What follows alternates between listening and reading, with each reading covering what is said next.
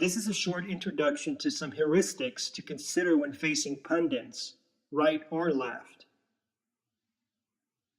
When facing an argument in which data and/or statistics are being bandied about,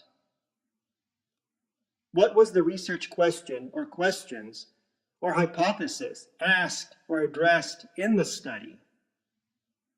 Why is this important? A research question or questions or hypothesis can describe the scope of the research.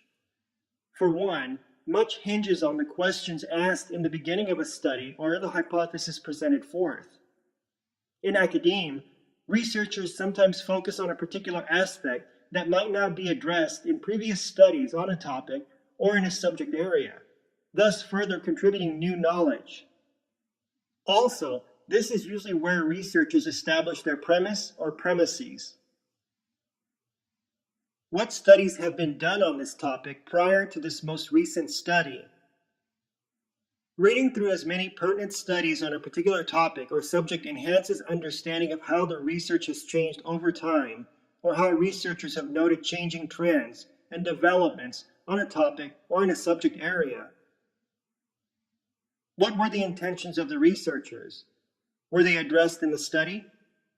This might be one of the tougher aspects to determine when researching a topic or subject area.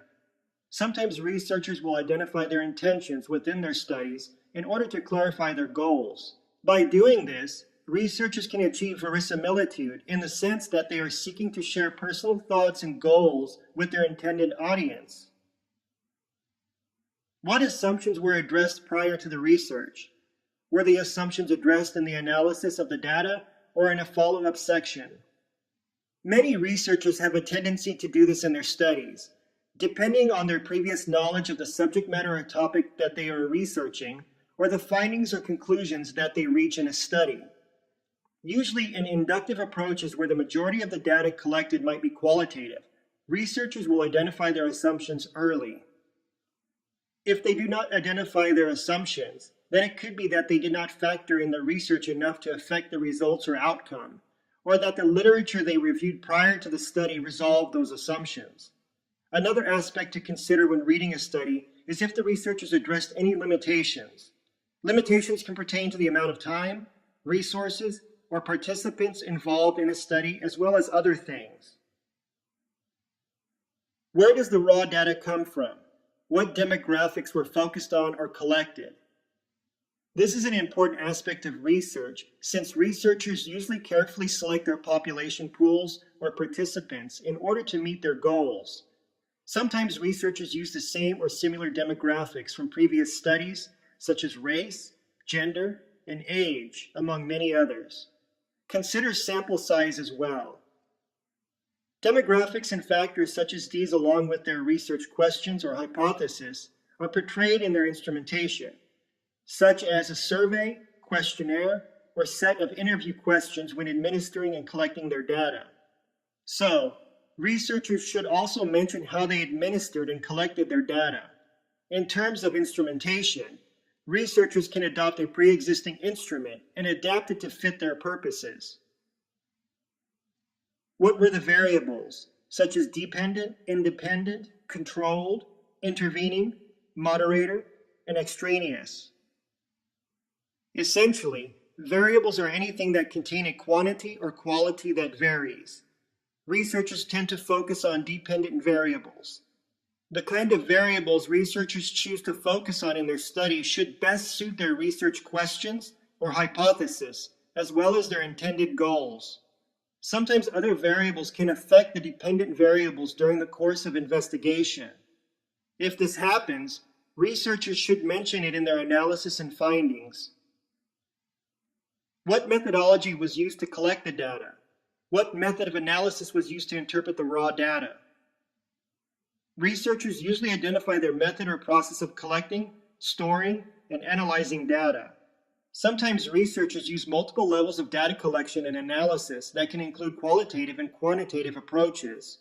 This depends on the purpose of their research. Can the results be replicated, if applicable? This, along with validity and reliability, is important in proving the worth and impact of a study. Other researchers should be able to use the methodology in their own research. What forms of sponsorship did the researchers receive, if applicable? This is not necessarily a requirement, except perhaps for IRB, Institutional Review Board, purposes within academic institutions. Still, it is good to know if a researcher or group of researchers was hired or received funding from organizations.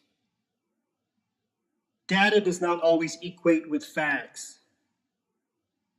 Researchers, organizations, and sponsors can be biased in asking their research questions, or they might not address their assumptions, not clarify their intentions, only cite specific sources that, while relevant, might not represent a larger picture, regional, state, national, or global, of the topic or questions being examined. Or they might not clarify that the scope of their research is narrow for a particular study, and they might create and use skewed instrumentation, thus skewing the results. Of course, be aware of the pundits presenting or pressing data in arguments. Try to understand and know their intentions for using such data.